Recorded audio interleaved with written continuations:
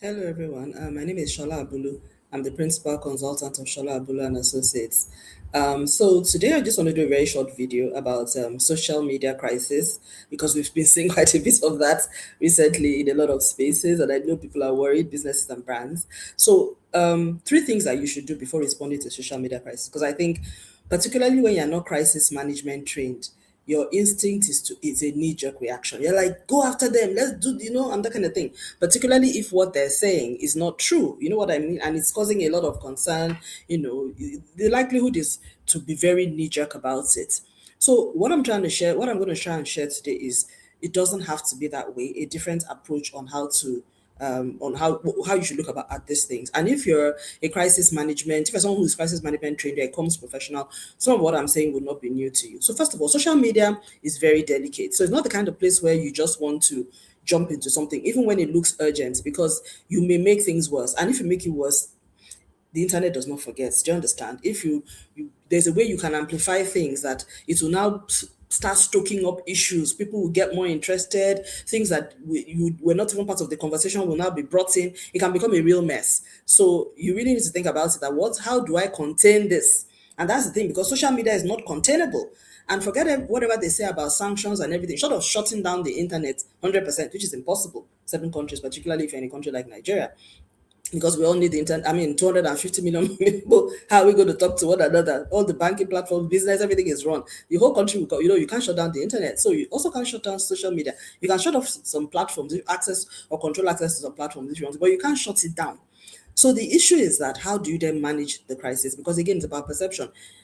It's just very, very delicate. Let me just run through three things that I think we can use on what you should think about before you respond to a social media crisis.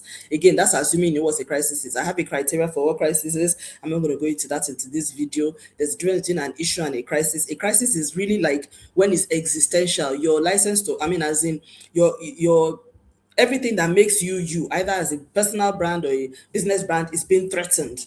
The foundations of your credibility is being threatened. That's a crisis. If it's just people, talking about elements or things that have to do with you, and it's an irritating factor, but it's not really threatening your existence as a business or as a brand, then it's not necessarily a crisis. In fact, it's not a crisis. It is a crisis when the threat is existential and you're really, really, really impacted in a very, very big and major way. So that's the way you need to really, really look at that. So the first thing I would say is context. It's very, very important that you ask yourself that. Context is about what is being said, who is saying it, how far has it gone. This is very important, because if you don't take all of that into consideration, you're going to really go all over the place on something that maybe could just have ended in one obscure section of the internet and nobody will have heard about it. And if you're a big brand, you have to think about the fact that if you address this, particularly on your corporate pages or your personal brand page, if you're a big personality or somebody with a huge brand persona, then you're going to get more people. More people will read it. So now maybe a few people saw it, people who were mostly close to you saw it, but now even some of us that don't even care, you force it. I mean, as in you are force feeding us with the news. So we're not aware. Now we all have to now start thinking, okay, so why did this person say this thing about this person, and all of that? Do you really, really need all of that drama? Then God forbid, it even crosses geographical boundaries where your associates outside of the country or whatever begin to hear about it. So you have to manage this pretty carefully. So what is being said? Who is saying it? On what platform is it? These are very important questions for social media, because sometimes something can look very big. For instance, social media is different countries. Let's get that out of the way. And even within the countries, just like how Nigeria is big, what happens in the north is different from what happens in the south, what happens in the southeast, southwest is different from what happens in the south. That's how social media is. So even on Twitter, there is Lagos Twitter, there is Kwara Twitter. Do you understand? There's Northern Twitter, and within those ones there are different. But there's football Twitter, there's entertainment, there's music Twitter. So it is very rare that you will find something crossing all the Twitter communities. That's exactly how it is. Facebook, I don't know too much about it, but it's also different Facebook groups. There are the nationality people, there are the ethnic people, there are the those, you know what I mean? There are the people that are there to sell, there are the inspirational people, there are the others, they're just different communities. Sometimes when something is really big and viral, it crosses all communities, but it's very, very rare, and we need to be very much aware of that fact. Then what's the second thing now? So context.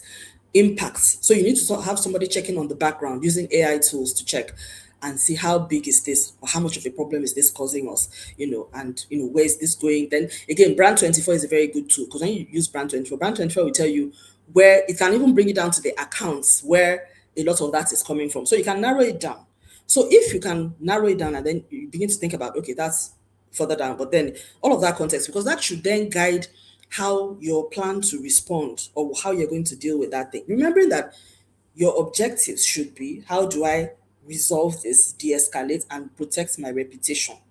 It's not about getting back. Because what I've seen a lot of the responses that have happened recently in Nigeria is it looks more punitive than actually, how would I say, mitigation or resolution or de-escalation, which are the terms you should use for crisis management. Do you understand? Because you can't bring out it's like every single time you see a cockroach, you are bringing out, the big, what's that word? You are heading for the big guns. You are bringing out nuclear weapons or something that could have been resolved, with a, I don't know, with a plea or something or whatever. So make sure that when you're bringing out all of your arsenal, it is for something that is worth it. Because otherwise, people are going to be like, what? Why all this ruckus? Why all this? You now attract a lot of interest, and people are now, analyzing your strategy. Why did you do this? Why, was this really necessary? And all of that. And the worst thing is if your reputation even gets a bigger hit and you give more energy to all of that negative sentiment by the actions that, well, in quotes, well-meaning actions that you are originally taking. So it's very, very important that you take all of that into consideration. So number one is context, and you are finding out what is being said, how bad is it, where is it happening, who is saying what, and all of that. Of course, for you to have gotten some indication of it, some people really close to you must have alerted you to all of that. So that's fine. So you have a sense of where the conversation is happening. Some important questions to also ask. Now, this is number two, which is impact. How far has it gone? First of all, where did it come from? What are they saying? And how is it relevant to me? What is this person's interest? Now, impact. How far has this gone? That is very important because your response cannot increase the impact of the. Remember, it's your reputation you are protecting now. This is not about flexing. This is not about power show. I will show them how many people you show. Do you understand what I'm saying? Look, just get ready because we are in the misinformation and disinformation bay. Unfortunately, even if I wish that government or the political players were holding high standards, because we see even institutions playing to misinformation and disinformation. So right now, nobody is setting an example for the proper way to communicate, which is authenticity, transparency, and accountability, and making sure that what you say can be independently verified, and then you're not just misrepresenting facts simply because you want to control the narrative. So a lot of people are seeing those behaviors happening at the institutional level, even from legacy media, where we see something happening and you are reporting something else. People are taken and you are saying they were not taken. People were not released, you say they are released. We're seeing institutions saying those kind of things. So you are actually creating an environment for misinformation. And when people find out that the first time an institution was caught, they said, oh, somebody, this happened, this incident happened, and your way of managing it in crisis management from your own perspective is to lie and say it did not happen.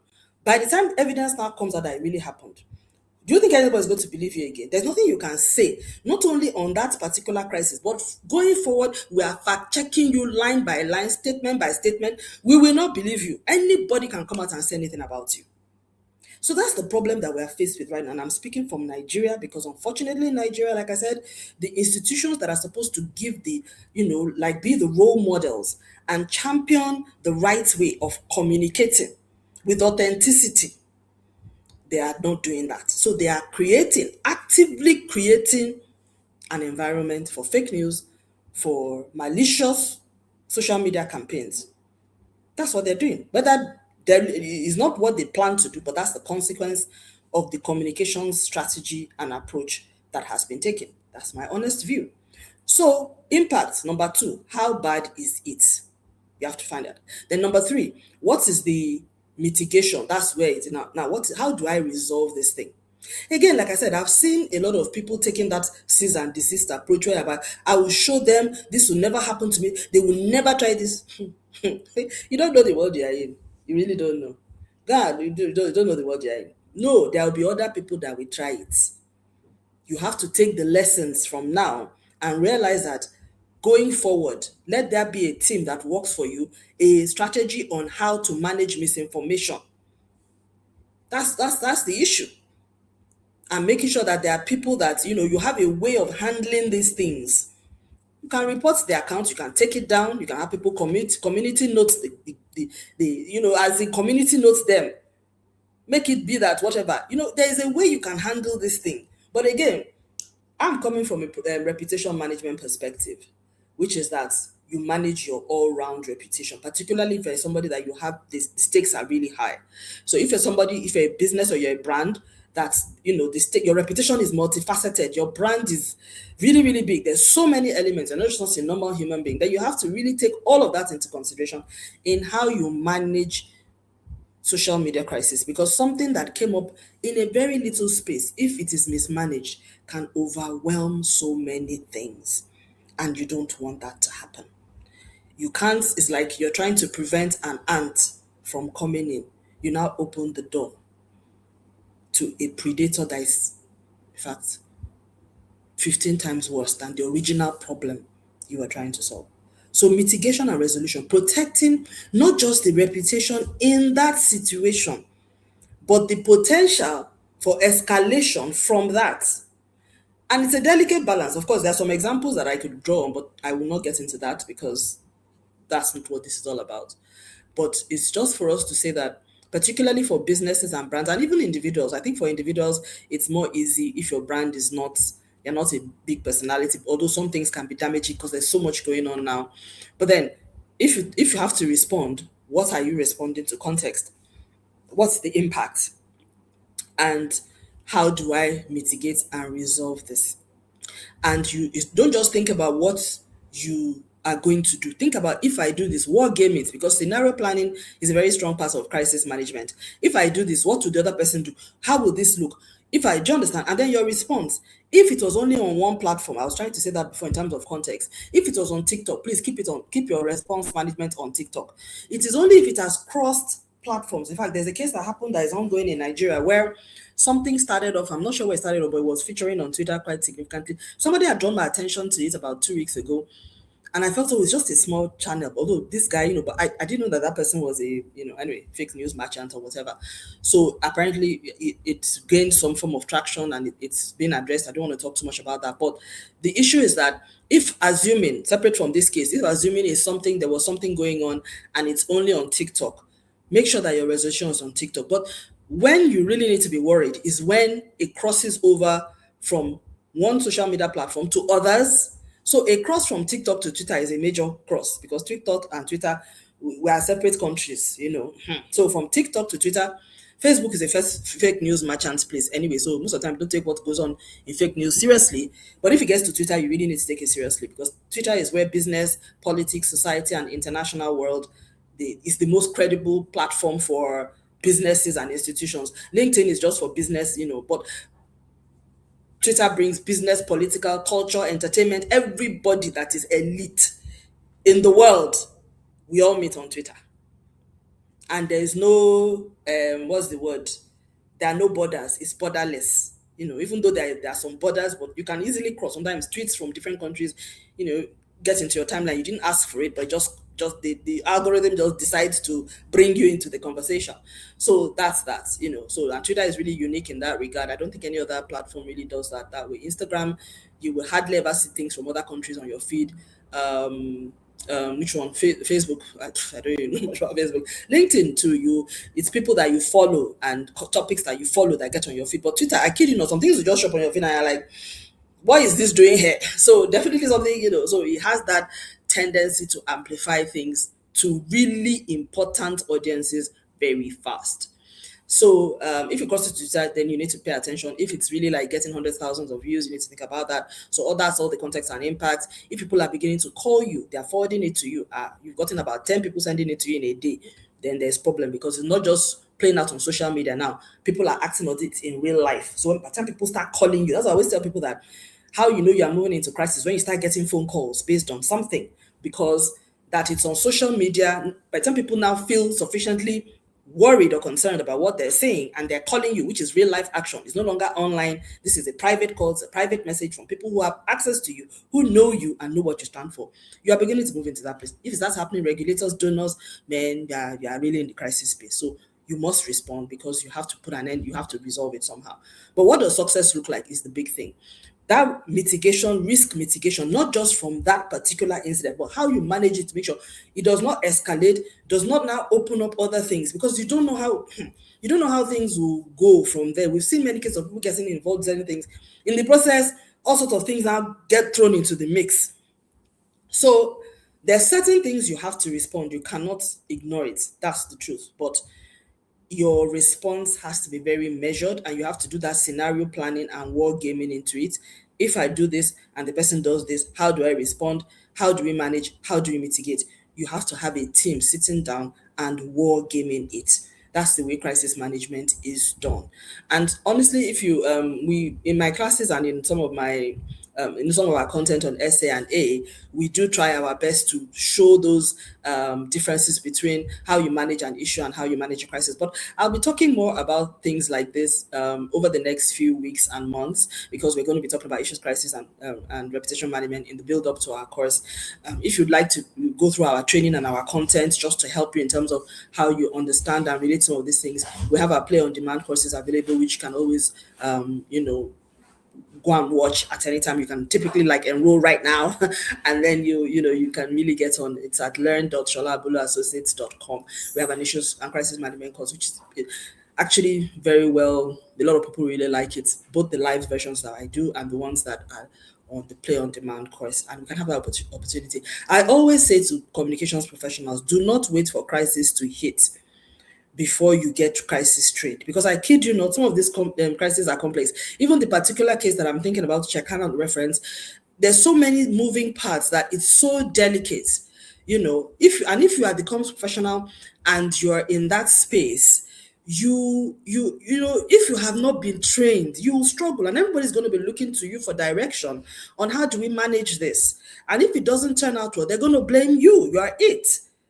So you at that point you can't say, oh, but I wasn't trained. So the way the world is going right now, and that's why this conversation is about social media crisis, because the way the world is going right now, we're not going to be able to avoid it. Either in an advisory role, a consulting role, an employee role, or God forbid, that one was actually involved, or a loved one. So it's just the way it is. And until I think we all get our hands on how things are going, there's just a lot in that space. So please do get get yourself trained as much as possible. So just remember the three things that I say you should do before deciding how to respond is that's deciding if to respond, how to respond, when to respond, why to respond, and where. And all of that needs to be written down clearly, particularly if the stakes are very high and it's a very high profile brand, business, institution, or reputation. If the stakes are high, what is the context? Number one, what's going on? Who is saying what? What is the impact? Is that impact that determines your response, not your feelings. Not that your feelings are hot, not your ego. You cannot be affording to be respond. You can't afford to respond based on ego. It's not an ego trip thing, particularly if the stakes are high. And then with all of that in thinking about the context and the impact, how do we mitigate? In other words, prevent this thing from getting worse and then resolve it. The longer you keep it and the more you do things that bring it up, you are giving that crisis oxygen. Yeah, it's oxygen. A fire likes oxygen to continue to burn. So for me, the longer it stays on in the space, which is why I don't favor a legal action most of the time, except if it's necessary, because legal action keeps conversation will continue. This story will get wider. More people will know. And it's just, but like again, you really have to wait. So anyway, that's it for me. Please let me know what you think about this in the comments, and those that I can respond to, I will. Like I said, I'm not. This is not about. I'm not going to name any specific instances, and I hope you won't in the comments either. But the most important thing is thinking about the concepts and the principles. How should we respond to social media crisis? And what are the things that we do to make sure that our response does not make things worse?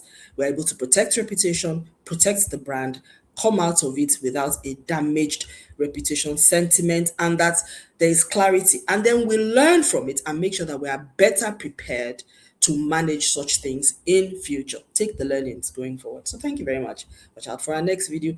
Please, if you're watching this on YouTube, follow us, like, subscribe, and share. Thank you. And anywhere you're watching this, please just follow us. Thank you so much for this day watching.